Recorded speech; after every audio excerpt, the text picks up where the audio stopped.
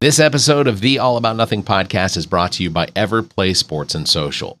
Look, for 10 years, I have absolutely enjoyed the time that I have spent every week playing in leagues that have been brought to us by Everplay Sports and Social, whether it's kickball, softball, bowling. Everything they do is just fantastic, and the way that they do it is just absolutely great. So I need you to know, right now they are signing up for their late fall leagues. Monday indoor volleyball over at Tri-City Leisure Center in West Columbia. That's going to be 5 weeks. You got Tuesday sand volleyball at Pollywogs. It's another 5-week session. Wednesday flag football, 7 weeks at B Avenue. Leagues are signing up right now through October 8th. That is the deadline. So make sure you go to everplaysocial.com, because if you don't, you'll miss out. Go do it now. You will have a great time. You get to be with friends, you get to meet new people, and you get to participate in sports that we did as kids. So go do it, everplaysocial.com. Proud to be a sponsor of the All About Nothing podcast.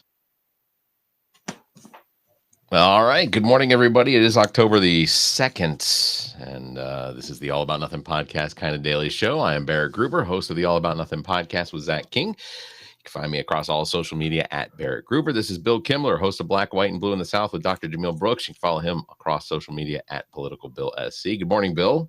Thursday. Good morning. I have an announcement I'd like to open up with, Please. if I may.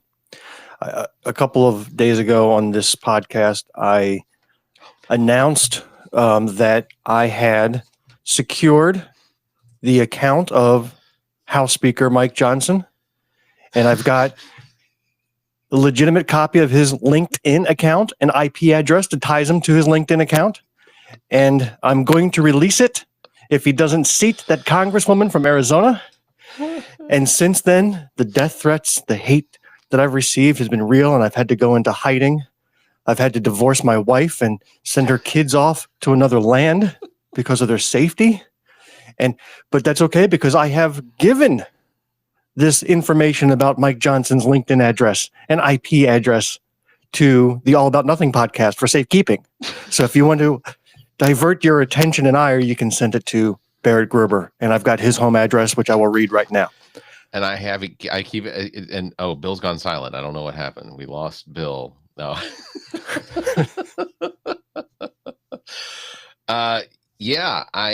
So I guess I had 30 more minutes of that bit, but I had to cut it short because, that's fair. Take some coffee. Yeah, that's fair. That whole thing, based purely on a gentleman I say gentleman, I don't know if he's really a gentleman as far as, what it was that he was proposing, the information he had, but there was the threat that he had Mike Johnson's Grindr account and an IP address that would link back to Mike Johnson. And then it seemed as though there was... Well, it was not just the IP address. It was the fact that Mike Johnson had a Grindr account. Yeah. Yeah. Did I miss you say that? Maybe I missed you saying that. No, I said that part, but okay. I think you were coughing. But it was, there was this threat that he had Mike Johnson's Grindr account, and that I guess that raises a serious question. Do you think Mike Johnson has his actual profile picture on his Grindr, assuming there's a Grindr account? like would it just be, little, with his glasses, his hair parted to the side, his little goofy smile? If he has a Grindr account and he's not admitted it to it yet, I can't imagine that his profile picture, maybe it's like a character from a carnival of a Mike Johnson or something like that. Maybe it's a South Park Satan photo, a cartoon image. That's right. I didn't see that come out as available, because what was the date? October 1st? It was yesterday? He was going to release it by Wednesday if that woman didn't get seated, that Mike Johnson's not paying attention to. And yeah. Then the story started shifting, that he was in danger of his life. He has legal fees on the advice of his lawyer. He gave all that information to a trusted media outlet so that in the event of his death, that it would be released. And he says it's all going to come out eventually, but he can't handle the pressure anymore. The story shifted, and then he's got a fundraising account that he's already collected like $50,000 on. It's it just does not pass the smell test. Then there's another question. Does Mike Johnson seem the type that he would send some sort of police, not a police force, like his mafia to potentially go put an end to somebody that had, some threatening information about him? Does Mike Johnson seem like the type that would adopt a son that was only 6 years younger than him?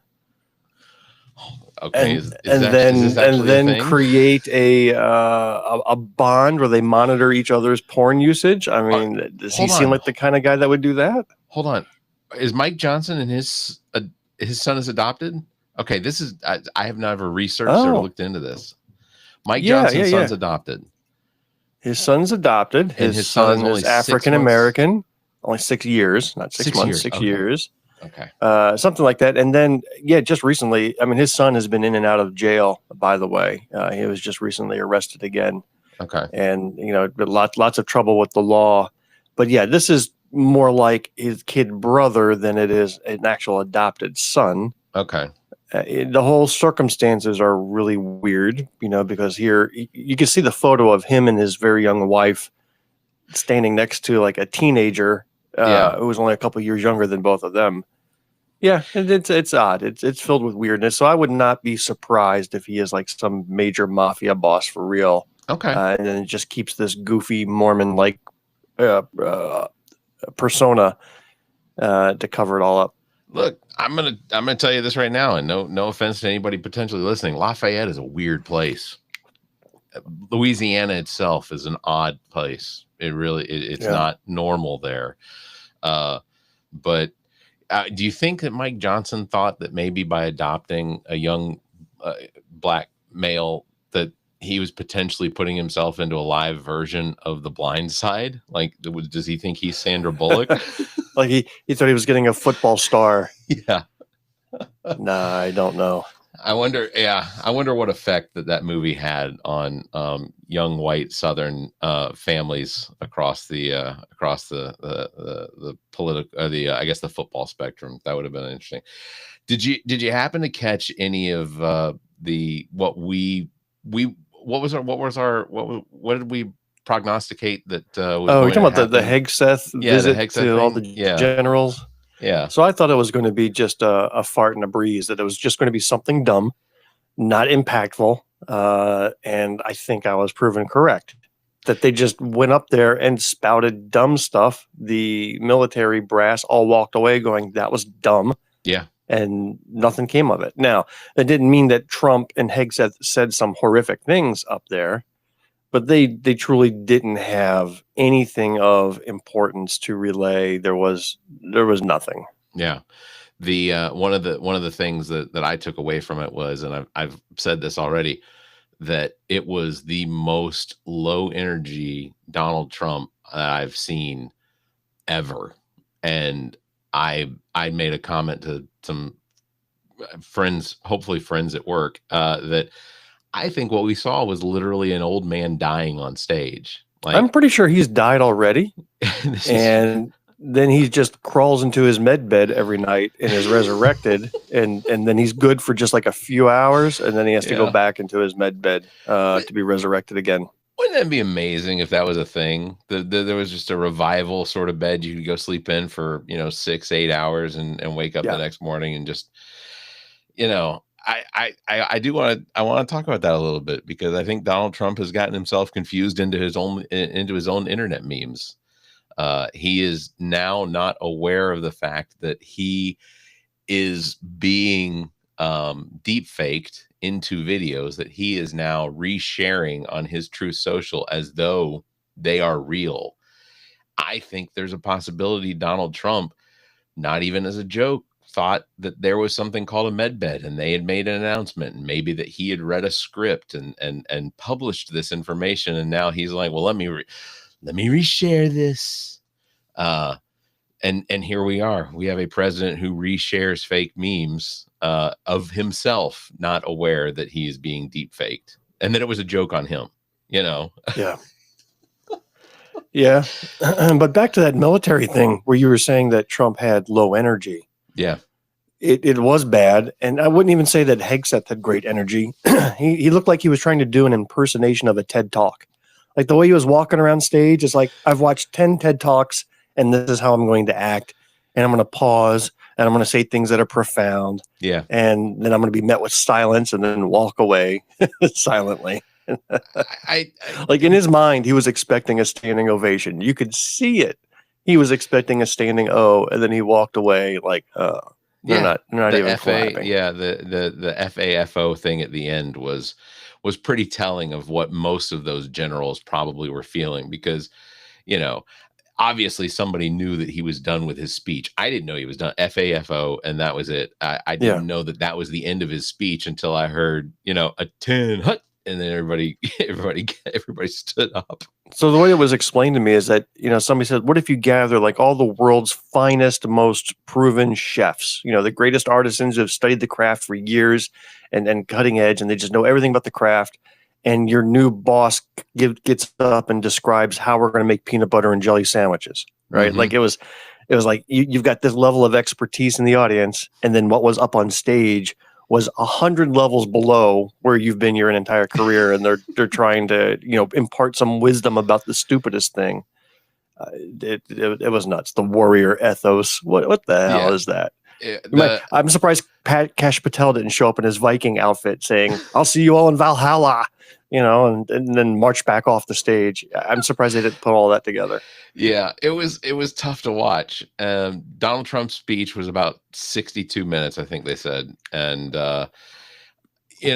Hegseth's part in that, one of the things that I took away from it was that he no longer wanted any of the fat, bearded generals, not recognizing that most of the fat, bearded generals he's talking about that would potentially be, these are the ones that Donald Trump promoted during his presidency, or that were promoted during his presidency, the first term. There is some genuine concern, though. Did you take any of that personally, by the way, when he was talking about that? I mean, did you? As fat as I am, I've never been a general. Oh, okay. So you felt like it didn't apply to you. No. Right. So your career aspirations to be a general were not dashed on the rocks. No, I can't.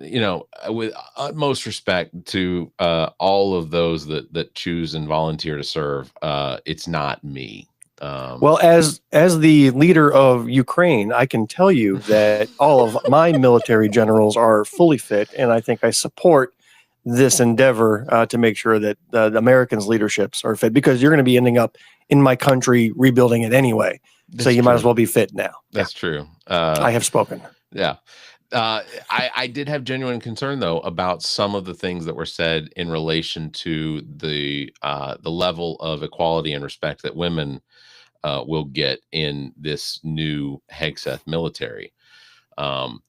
There is some genuine concern that women feel as though there is no way to report potential crimes against them, because those incidents will be either ignored or the women will be shamed based on their complaints. That's terrifying, because I've got daughters. I don't know if their aspirations are ever be in the military, but if that we've got a friend whose daughter just entered the military and has gone through basic training. I mean, now she must be thinking, what the hell? I think they're all thinking we just need to get through 3 more years of this bullshit, and then we'll get back to being the military that we are.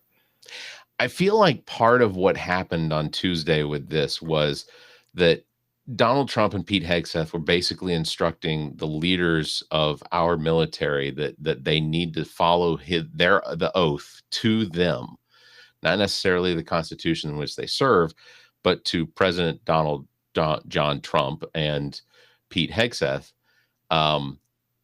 I feel like what potentially has been created is they have now created an opposition force against them. Military coups don't happen just because there's one powerful person in a military that says that they want to, there are reasons that there are coups that have occurred, and it's because of the crimes that the someone has seen against the people that are being represented by a non-military leader like a President Donald Trump. I wonder if that whole thing didn't create an entire room, or potentially even just a partial room, of military generals that look at this and go, we're the only people standing in the way of attacks on citizens. I mean, we've already walked our way into that with now Portland and Memphis and LA and Chicago. And, we literally have National Guard who are on the ready to potentially take out American citizens based on the president's orders. You can already see the history books being written about this period. The chapter starts with, during a dark time in United States history, when the president sent his own military against American citizens, and that's the opening line. I got to imagine Saturday Night Live is in full speed right now, writing a skit about that whole military meeting.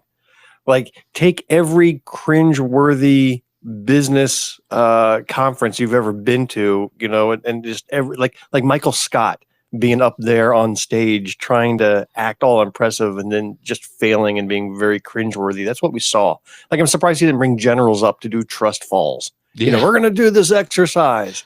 Come on up. Can I get some volunteers? Or make them do some exercises in place right there, or do some other cringeworthy icebreaker. I've just seen them all, and he was heading in that territory. Some of the things that I've seen, as far as like interviews of historians, like you're going on different talk shows and things like that, talking about how at the beginning of this, they felt like we were moving in the direction of an autocracy very quickly. That Donald Trump, because of his ability to write these executive orders, had found a path to almost total control. But there was still a speed at which it was going, which it was controllable, that there was the potential that maybe, somebody with a backbone in the Republican Party that was in some sort of seat of position that had some sort of power, like a Mike Johnson, would potentially say, whoa, this is Congress's power. You can't take this away from Congress. No, instead he got a Mike Johnson who sliced his own balls off, put them in a velvet box, and delivered it to the Oval Office. Got on one knee and presented it to his Lord and Master. That's what we got instead. He had to designate on his porn monitoring app, though, just to make sure that everyone knew that. Yeah. But they said that the speed at which that we're moving is faster than any autocracy before, any dictatorship is, and it's mostly just out of a weird, I still do not understand what is it that Donald Trump has on these people for them to just hand over their extension of power completely without any sort of like recognition of what it makes them. I mean, does Mike Johnson think that he's got absolutely any respect in the country when it comes to, I think I'm past Donald Trump having blackmail material. I'm now thinking they're all doing this willingly now. Maybe at first there may have been a few, but now this is all willing. Take a look at South Carolina's gubernatorial race on the Republican side. You've got 5 candidates who are going county to county, corner to corner in South Carolina with one message. I am the one that has Donald Trump's favor. I am the most Donald Trump-like. I am the one that's the biggest Donald Trump supporter. That is their number one message. I've already started getting flyers from Pamela Evett, where the first picture is her and Donald Trump. That is their number one focus. I don't think they've got incriminating material out there that's being held over them. That is what they're willingly doing to get into power. And they don't mention what they're going to do for South Carolina or what they're going to do for the nation. They mention what they're going to do for Donald Trump. And this is now willing. And it is very bizarre cultish behavior. You would never see this on the Democrat side. Pamela Evett, lieutenant governor for the state of South Carolina. How could anyone look at this woman and think she's ever had anything important in her life take place that would be submission for potentially being blackmailed? Like, I have asked multiple people, do you know who Pamela Evett is? They have no idea. Do you know who the lieutenant governor of the state of South Carolina is? No clue. Like, and that's not just poor voter IQ. That is legitimately because we have a governor who has, and should we know who the lieutenant governor is? I think ask that question in any state. Hopefully the answer is, I have no freaking clue. Yeah. There's no reason for us to know who it is. But I can't think of a reason why this one in particular needs to run for governor. I can't look at any of these people and figure out why they need to run for governor. Why is Ralph Norman running for governor? Why A.G. Wilson, I can see, yes, he has aspirations to be the governor of the state of South Carolina, but I think that's probably mostly so he can give himself a pardon for all the crimes that he's committed. If Donald Trump can pardon him, then Wilson can pardon himself too. It's such a weird place. I will say there was yesterday's turnout at the total abortion ban protest outside of the the Grevet building, Cravat building, whatever. Really good. Lots of people. When you were there? Yeah, I stood in line Great. with some friends that were in line to give testimony. I want to say by the time they called lunch, they'd only gotten through about 100 different people that were giving testimony, but we listened and watched. The rules that I understood, I don't know where I heard this, but I thought it was going to be limited to 34 and 30 against. And it seemed like they went way past that. Way past that, which, I appreciate, but I'll tell you, man, the faces of the people that we're in favor of are burned into my face just seeing them on the screen. Like I will remember some of those faces. Burned on the screen. Where were you that you were watching this? So you weren't in the room. No, I didn't get to make it into the room. I think there was maybe, I don't know how much room there was inside. So were you watching on your phone, or did they have screens set up? Watching it on my phone in line. I did. It is just, I don't know. Listening to some of the testimony and how they tie their faith to this idea that abortion should be made illegal because God said so, and it's like that's nowhere in the Bible. Is basically the Old Testament is almost an instruction manual on how to perform abortions.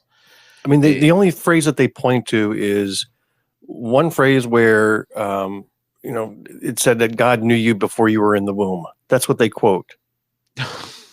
Right? But if you think about that rationally, if God knew you before you were in the womb, that means God knew you while you were still, egg and sperm living separately, which means that even the act of relieving oneself should be made illegal. I mean, they need to go all the way if they're going to go with biblical literacy.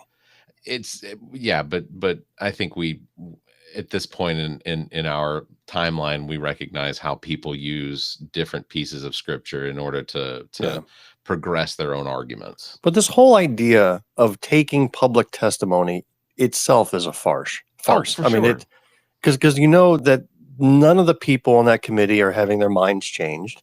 We've already seen it where there's been controversial bills where 99% of the testimony was in opposition, and they go and pass the bill anyway. It's pure theater. And so while there was a great showing of force with hundreds of people showing up and lots of passionate testimony, it doesn't make a lick of difference. I wish we had a government where you actually had lawmakers who could listen to the testimony on a complex issue and actually have an open mind that says, I'm going to hear both sides and then take this testimony and weigh upon it logically. But that's not where we're at anymore. That testimony makes no difference whatsoever. And everything now is about them getting sound bites and video clips for social media. They're not interested in listening to testimony, even though they go through 10 hours of it. Just a complete waste. So one of the classiest things I did get to see, and I got to talk to Emily Mayer and Katrina Shealy afterwards, was during the testimony.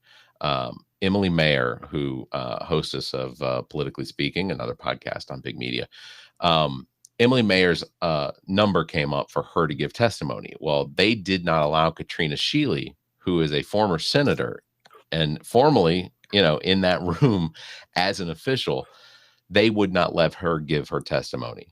So Emily Mayer stood up and then deferred to Katrina Shealy so that Katrina Shealy could speak. Now, I had heard that Katrina Shealy took somebody else's spot. I did not know until just now that it was Emily Mayer who did that. That is so gave cool. me chills. It gave me chills. And I didn't know that was even allowed, which Yeah. I thought was also odd. Because if you've signed up, I did not know you can stand back and give it to somebody else. Yeah, one of the other senators, one of the sister senators that was part of the filibustering of the 6-week abortion ban a couple years ago, that ultimately led to Katrina Shealy losing her seat because she became disenfranchised to the Republicans, and they put up Carlisle Kennedy, collar popping frat boy. But yeah, it was a really cool move. Emily, now, did I hear correctly that they threatened to escort Katrina Shealy out? Before she was allowed to finish her thought, they actually threatened to put security on her. That's what I had read. She put that in a Facebook post last night. Okay. I haven't talked to her about it yet. But just, we're going to schedule an episode with Katrina Shealy and probably Jessica Childs. So we're probably going to have the both of them on together to talk about the abortion, because Jessica's fantastic. I finally got to meet Jess yesterday. While I was standing in line, Jess was able to go inside and sit. But it was a really cool event. Heather Bauer was there. She spoke on the steps of the State House. So did Jermaine Johnson. I saw him up there. Heather, I feel awful for, because I have to imagine she's ready to pop. Like, she is. Let me tell you, I went to a fundraiser of hers a couple weeks back, and she stood for a good hour and a half. Let me tell you, she can kick my ass at 8 months pregnant. She is more physically fit than I am. Oh, she is incredible. She owns a like a dojo. Like, yeah, I have to imagine she's still doing classes. No, Heather, and I know she's going to hear this and she's be like, "Oh, thanks for the nice compliments." I'm telling you to sit down, take a break, Heather, please.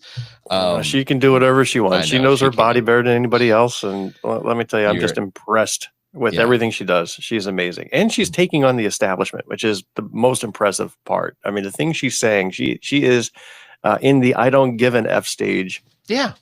She just wants what's best for her constituents and for the state of South Carolina, and she's going to work her hardest to get it. And you have to admire that.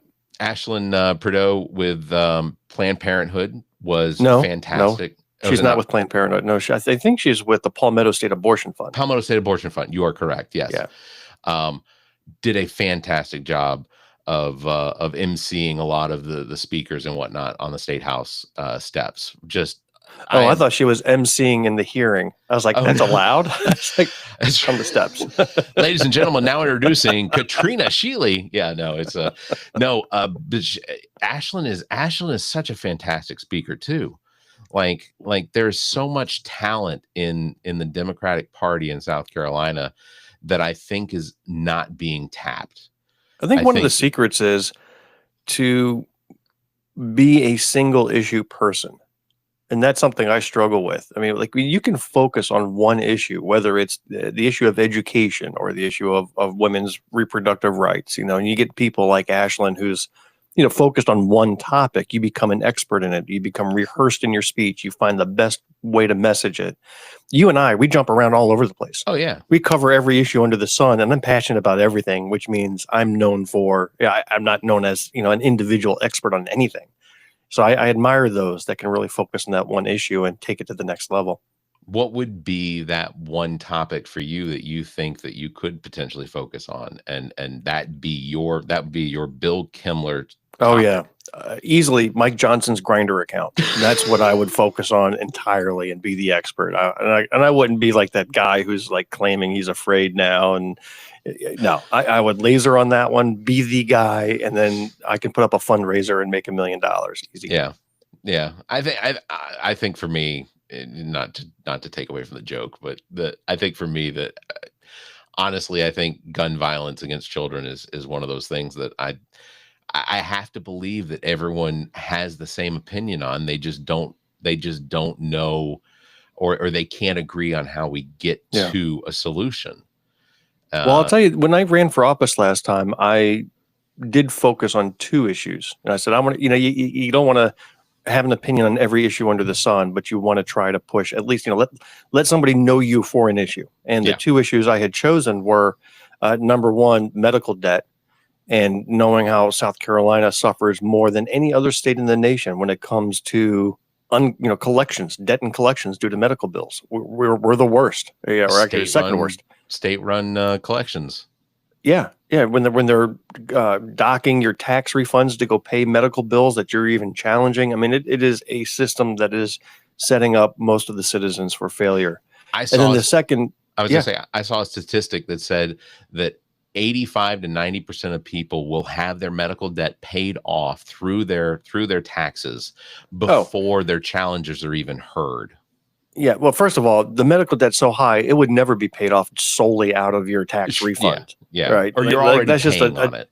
Like the $300 you're hoping to get back to help with your rent is a spit in the bucket compared to the $50,000 bill you had because you broke your arm, had to go to the emergency room. I mean, it's ridiculous. And for no other debt do they collect your tax refund. You know, you not paying off your yacht, not paying off your house or car. You got other debts, credit card, no problem. They don't come after you. It's only medical debt that they come after your tax refund for. So to me, that was like my message. I wanted to get rid of that. And the other was cybersecurity.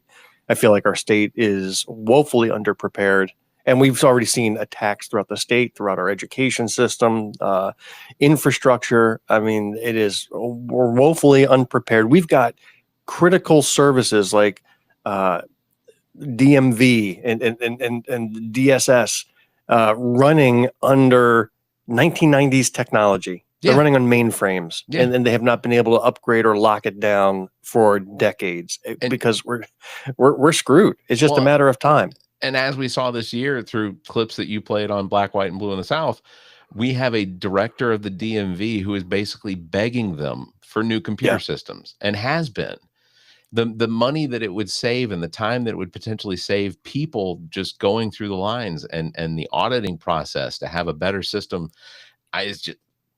Seems like we ended up electing, instead of a guy with that message, we elect a guy whose top two priorities were abortion and anti-wokeness. Yeah. And that's what we decide to send as our representative instead. Yeah. So we get what we deserve. Well, I hate that people think we deserve this.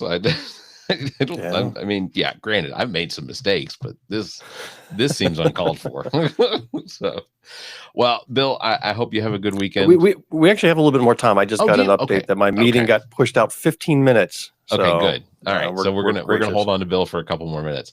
Yeah, I do want to just say how much I appreciate all the people that showed up yesterday for like you said, the likelihood is that for the senators on that particular committee, which is like the health and it's something whatever, medical affairs, that the likelihood is that it's not going to have any change of hearts, that they're going to push this through to the floor. And the likelihood is, although I have heard and read that there is some pushback from some senators that feel like this might be a step too far, there are a couple pro-life groups that have spoken out, which you would think that they would speak in favor for. They spoke out against the bill because the bill is so draconian that it will likely cause more hindrance than what they think the benefit of it will be. And I think ultimately it's not that their fear that it's going to harm women. I think that their fear is that it's going to create a pendulum swing in the opposite direction that would mean that they don't have power anymore. And ultimately that's what a lot of this is. It's a power grab, and to have something like this that is so far to the right in control is likely going to create a scenario where we see potentially these groups not have the power they have now because their senators are no longer in there, that they can't coerce a bill. I also looked for Billy Garrett yesterday, just so you know, so I could show him the end of my middle finger. I told you I'd do it for you. He's not hard to miss. I just didn't see him. They sneak the senators in through the side door and away from the public. But yeah, I think pendulum politics is pendulum, and I think that there could potentially, if they pass this, there could be such a drastic swing that a lot of these groups, not necessarily the senators, but those groups see the potential change that would occur because of something so drastic being approved. Yeah. Yeah. It's hard to, but you're right. I think that this will I think they're going to do one more. I don't know if it's going to be open to the public or it's going to take testimony, but they're talking about testimonials from their experts on I guess medical science. Seems weird to say that those two words in relation to South Carolina politics, but I don't know. But I think that it'll probably make it through the floor. If it makes it to the floor, I think there's probably about a 60-40% chance it gets voted in. And then, of course, McMaster signs literally everything that gets put in front of him. So, it's disappointing to say the least, but this is where we're at. And again, a lot of it comes down to, I think, the fundamental problem in the state of South Carolina and across the country, voter IQ, not recognizing who it is they're voting for and what that person represents. Agreed. I don't know how to fix that because I can't force people to read, especially if they're more in favor of banning books and burning them rather than reading them. I don't know. What is the comments in the TikTok, they're a mix. It's people feel like abortion bans do nothing but harm women, and that's a fact. And we have a society, especially right now with Donald Trump and Pete Hegseth standing up in front of the military brass, telling them that, the military needs to be more if you're in favor of children being raped and being forced to carry, if you're in favor of fetal anomalies, like in my case, had a pregnancy where the fetus had anencephaly, which means the brain never formed. The brain stem never closed and there was no brain. If you're in favor of forcing the mother to carry that to term at her own health risk or any risk, whatever, if you're in favor of jailing a woman who seeks medical care, jailing the woman, if you're in favor of putting into jail for decades anybody who creates a website that has medical information on it, about this topic, if you're in favor of that, there is something seriously wrong with you that is right in line with the Taliban and other dictatorial religious theocracies. Yeah. There is something wrong with you. And I don't care what comments you have or what labels you put on it. You want a child who's been raped by her uncle to carry a baby to term. There is something wrong with you. And I'll just leave it at that. So now, at this point, I think we need to close out. Yeah. On that happy note. Yeah. Well, we are going to have upcoming episodes. Like I said, Katrina Shealy's going to join us on the All About Nothing podcast. That's amazing. With Jessica Childs. Did have Jessica Thomas, who is running for city council in Columbia. We're going to schedule with her. Also, Tyra Little, who was the author and sponsor of the Richland County hate crime law or bill that was signed into as an ordinance. So Richland County has a hate crime ordinance because of her. We're going to talk to her at some point here in the near future. So lots of contacts made and met a lot of people that honestly that are inspiring, and I'm glad to see that they have made their way into positions where they can have an effect. So, Bill, that's going to wrap it up for today. All right. I feel good about this one. Yeah. Yes. We didn't get canceled. It feels good. And Mike Johnson, my threat stands. I have your LinkedIn account. It's the LinkedIn account. Does Mike Johnson have a LinkedIn account? He does. He does. He keeps it secret, but I found it. Okay. It's got his face on it, so I know it's him. I've double checked. Big thanks to everybody for tuning in. Don't forget, you can follow me at Barrett Gruber and Bill at politicalbillsc. You can catch us live every Tuesday and Thursday morning at 5:30 right here on TikTok, all the social medias, YouTube, Twitch, all of that. So until next time, you all stay safe, be kind, and keep your hands to yourself.